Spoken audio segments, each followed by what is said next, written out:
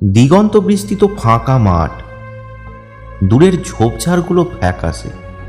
দিনের বেলাতেও মাঠের এক প্রান্ত থেকে অপর প্রান্তের কিছুই দেখা যায় না বললেই চলে।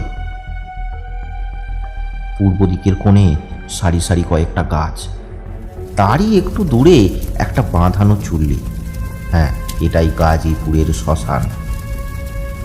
এই শ্মশানে চুল্লির আগুন প্রায় নেভে না বললেই চলে। আশেপাশের প্রায় 10-12টা গ্রামের মধ্যে এই একটাই শ্মশান। মাঠের মাঝখান দিয়ে বুক চিরে চলে গেছে একটা দীর্ঘ রাস্তা।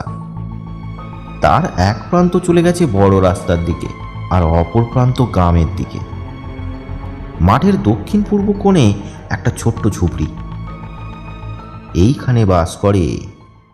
আসুন পরিচয় করিয়ে দিই।